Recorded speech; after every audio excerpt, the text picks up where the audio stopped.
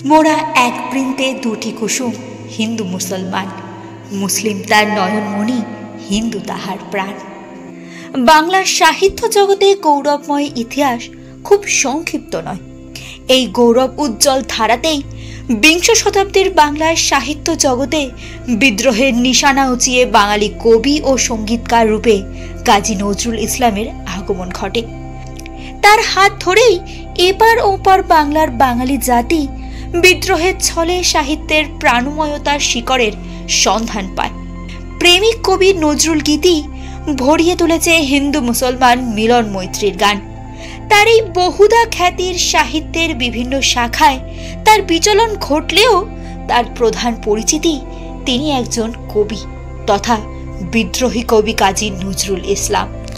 জন্ম ও বাল্য পরিচয়। বিদ্রোহী কবি কাজী নজরুল ইসলাম 1899 সালের 24শে মে ব্রিটিশ ভারতবর্ষের বাংলা প্রেসিডেন্সির চুরুলিয়া গ্রামে অর্থাৎ বর্তমান ভারতবর্ষের পশ্চিমবঙ্গের বর্ধমান জেলার আসানসোল মহকুমার জামুরিয়া ব্লকের চুরুলিয়া গ্রামে জন্মগ্রহণ করেন। তিনি ছিলেন কাজী ফকির আহমেদ ও জাহেদা খাতুনের ষষ্ঠ সন্তান।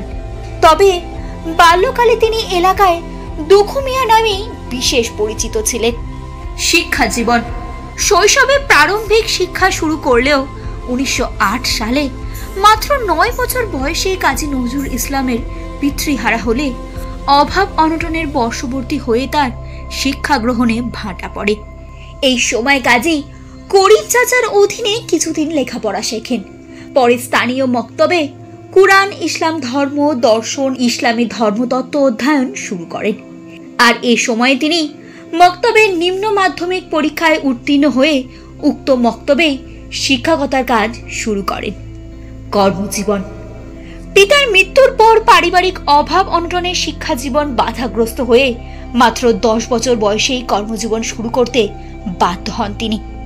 জানা যায় মক্তবে শিক্ষকতার কাজ শুরু করার পাশাপাশি হাজী পালোয়ানের কবরের সেবক ও মসজিদের মুয়াজ্জিন হিসাবে কাজ শুরু করেন।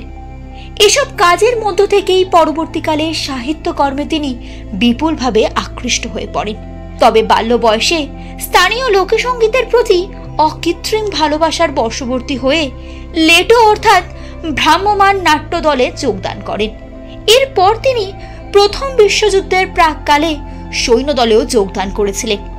এছাড়াও মক্তবে শিক্ষকতার কাজ করেন এবং তিনি সাংবাদিকতার কাজও করেছিলেন।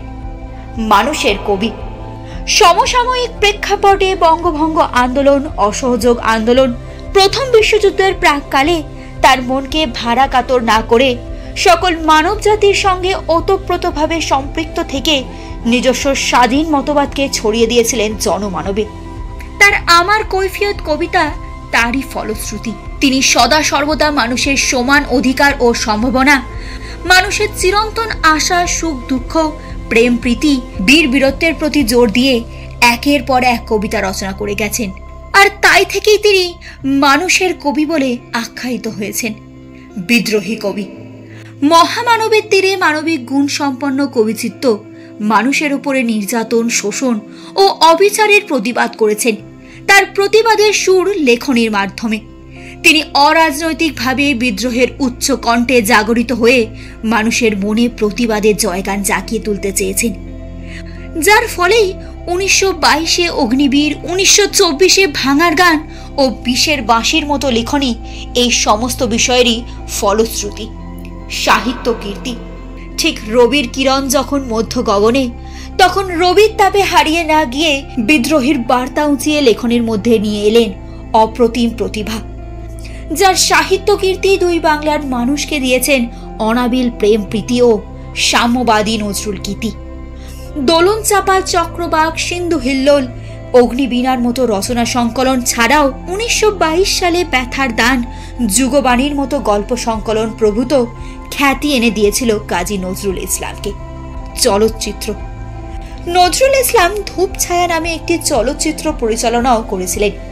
এছাড়াও পাতালপুরি, গোড়া, রজত জয়ন্তী, সাপুরে, নন্দিনী, অভিনয়ের মতো কয়েকটি নামকরা চলচ্চিত্রের গীতিকার, সুরকার ও সঙ্গীত পরিচালক ছিলেন তিনি। পুরস্কার ও সম্মান। 1945 সালে কলকাতা বিশ্ববিদ্যালয় কর্তৃক বাংলা সাহিত্যে জগত্তারিণী স্বর্ণপদক পান কাজী নজরুল ইসলাম। এরপর 1960 সালে ভারতের তৃতীয় সর্বোচ্চ বেসামরিক সম্মাননা পদ্মভূষণে ভূষিত হন তিনি। তাছাড়াও 2012 সালে আসানসোলে কাজী নজরুল ইসলাম বিশ্ববিদ্যালয় স্থাপিত হয়েছে। তার নামকে গুরুত্ব দিয়ে দুর্গাপুরে কাজী নজরুল ইসলাম বিমানবন্দরের নামকরণ করা হয়েছে। তার পাশাপাশি কাজী নজরুল ইসলাম সরণি ও মেট্রো স্টেশনেরও নামকরণ করা হয়েছে। এছাড়াও জানা যায় 1976 সালে বাংলাদেশ নজরুল ইসলামকে সেদেশের নাগরিকত্ব প্রদান করেন এবং 21 পদকে ভূষিত করেন। এছাড়াও নজরুল ইসলামকে জাতীয় কবির মর্যাদা দেওয়া হয়। 2005 সালে জাতীয় কবি কাজী নজরুল ইসলাম বিশ্ববিদ্যালয় স্থাপন করা হয়। জীবনাবসান। শেষ বয়সে দীর্ঘদিন বাকরুদ্ধ অবস্থায় অনেক কষ্টে দিনপাত করতে করতে বুকে তীব্র যন্ত্রণা নিয়ে ঢাকার পিজি হাসপাতালে 1976 খ্রিস্টাব্দের 29 অগস্ট পরলোক গমন করেন বিদ্রোহী কবি কাজী নজরুল ইসলাম। আজ তার জন্মবার্ষিকীতে তাকে জানাই আমার সশ্রদ্ধ প্রণাম। নমস্কার।